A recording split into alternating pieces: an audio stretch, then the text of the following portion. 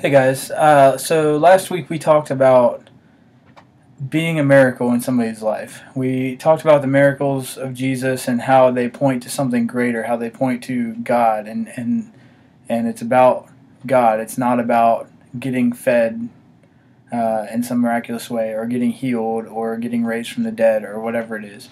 And so then we said, instead of asking God to show you a miracle in your life, whatever it is you might want Him to do, we said to be a miracle in somebody else's life, to be that miracle. And so that's been on my mind this week. And last night, when we got done with church, with class, I was pretty worn out. I had a really long day. I'd been at work since 9 o'clock that morning, got out probably around 8:30. Got in the car. My oldest and my youngest were both screaming their heads off, and my middle child was a little bit fussy also. My wife was frustrated because she had been dealing with them all day, and they were not necessarily the best behaved. Plus, we had Ansley with us in the car, and she was going home with us, and so we wanted to get her home. Her parents were waiting on her, and she had school the next morning, and so I got in the car, and I just wanted to go home and go to sleep or whatever, watch Duck Dynasty. Start the car, the light comes on, we're out of gas. I turn and, smart off to my wife and say, "Why didn't you fill up the tank?" or whatever. So we go down to the gas station by the church, and we fill up. Now, most of you guys know the gas station down by the church is not the best gas station. You go to it, and you're pretty much guaranteed somebody's going to approach you and ask you for money or give you their sob story or whatever. Sure enough, we get in the car, or get out. I get out of the car, go to pump gas. This guy and his wife walk up to me, and they're pretty homely looking. He shows me his ID. I don't know why. He tells me his name. Starts giving me a sob story about how he's lost his job. They're living under the bridge down the street, and they're just looking for some food. And all I wanted to do was just tell him to go away. Honestly, I had a long day. I was tired. The last thing I wanted to do was try to help anybody. If I had cash, I honestly would have pulled it out and given it to him right there just to get him out of my face. But I didn't have any cash on me. And so, by the grace of God, I remembered, I kind of remembered what we had been talking about. And so I decided, all right, I'll help this guy out. So I told him, I said, there's a Church's Chicken up the street. Be happy to go up and get you something, but I don't have any cash. So if you want to meet me up there, I can get it for you. Or if you want, I can get it and bring it back, whatever you want to do.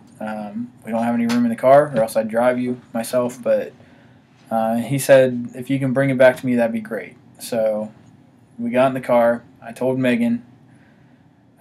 She kind of huffed and said, "God's really testing us tonight, isn't he?" And I said, "Yeah, he is." And she said, "All right, let's just go do it." So we went up to Church's Chicken, sat in the drive-thru. There was one car in front of us. That car sat there for literally 5 minutes before, and it didn't even move. So I decided I was going to go in. So I get out, or park, go into the restaurant. It's a fast food restaurant. Ordered 2 meals to go. It took me about probably 25 minutes before they got my meal. My credit card swiped. Got a brand new credit card. It didn't accept it. Swiped my debit card. It didn't accept it. And then they swiped it again. Finally, it went through. I'm sitting here thinking this guy probably left. He probably thought that I drove off and didn't help him out or whatever. Finally get the food. Get back in the car. The kids are still screaming. Megan and Ansley are about to start screaming themselves because they'd been sitting in the car for that whole time. We drive back down to the gas station, and the guy's not at the gas station. Him and his wife had left, and we were thinking, fabulous. We're trying to help this guy out, and he didn't even want our help. He just wanted money so he can get some beer or something. So we kind of drove around the gas station, and we got ready to pull out. And as we were pulling out, we see this guy walking from down by where the bridge was that he said they were staying. He's walking along the sidewalk. So I finally got out of the car, walk up to him. I give him his meals. They had only asked for one value meal. We got him 2 because I figured there's 2 of them. They need to eat. That's the least we can do. He said, "Thank you so much. God bless you. You don't know how much this means to me, blah, blah, blah, blah, blah." And I said, "Look, that's no problem. I just want to help you out. And I told him, you know, we go to the church right up the hill there behind the JD Byrider, and every Friday morning we give out free food out of our pantry. All you have to do is come in and ask, and they'll give you a bag. So please come by Friday, and we'll try to take care of you and give you some more food then. And he said, thank you. You know, I already know about it. I'll definitely be there. He thanked me. He went on his way. And we were on our way home, and we just, you know, kind of trying to pat ourselves on the back and everything. But then we just got to thinking, you know, this guy, if he was telling the truth, for whatever reason, I don't know why, he said he lost his job and got kicked out of his house, but he was living under a bridge last night. Now, the weather got down to 30 degrees last night. They both had coats on, but they were living outside under a bridge in 30-degree weather last night. We went home to our cozy homes and just sat there. And so, you know, I was happy to be able to get him some food, but I wonder, even then, was I a miracle to him? What could I have done? Could we have helped him out more? Was there something else that they needed?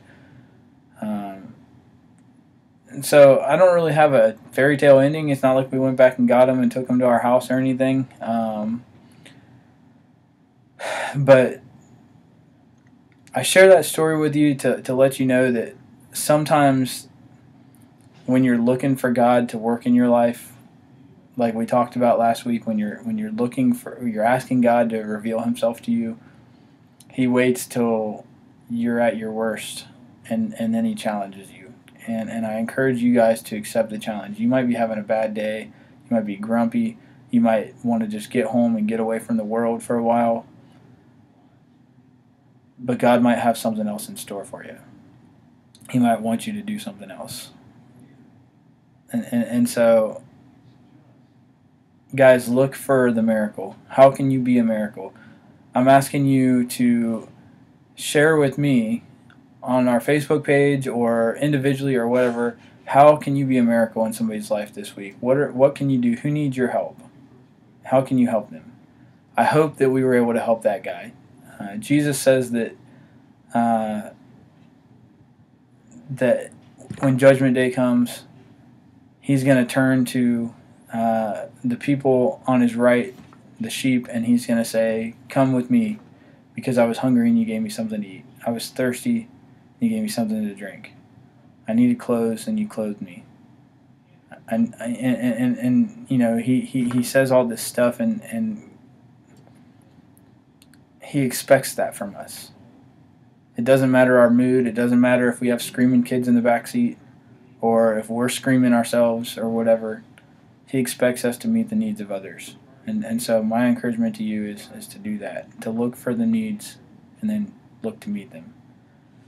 And maybe you can give me your ideas of what I could have done better to meet that guy's needs, because I don't think I met all of them.